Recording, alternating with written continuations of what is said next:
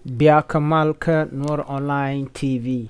Kejan guasame mi jiram jidit ka channel gore bi subscribe ke mi jiram jidit ba ka channel gore jin bi den yak ba kan ko ken aler ban linga jan guasame ka tungne nas aler mi ci togre wuc ka sa Sudan chala do shi ne ŋuaan liu shanero mush ka bot jan dan ban linga jan guasame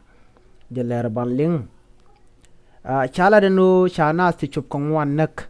ka shanero chaka moy ka bot anas ti kwashke ereg me toga ka dukanti ka jongle chala da police ne ten wini en wo kanas tin nakanat shika turbil me jen ka dukanti we ka pajok payam shukan turbil amoy nyurika mitire da kanas ti chikot ka yo ti wore wechen wakatin shukan turbil amoy shu dwach mach shuka ne ti shop ka ŋuaan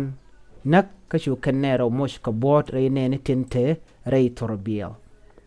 chala no kenetin nakanas kwaj ka panken shika nas nak ka shuka rodian shubar kanas tin chanak chala no rodian ke wuni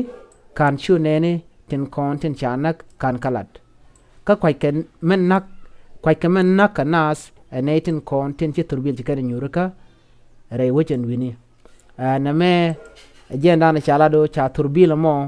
cha je nyurka ka cha na de chop ko wan cha nak tin ka cha nei to chop karo cha mu ka bot en da do be mi ke gwa da na jen ka tin ka dukanti na mo re ga da na je tok me de yan linga jan gwa se me no che ka ma je tok cha ne wan cha ga nak ka cha ne ro cha mu ka bot je le de linga jan gwa se me biata kamal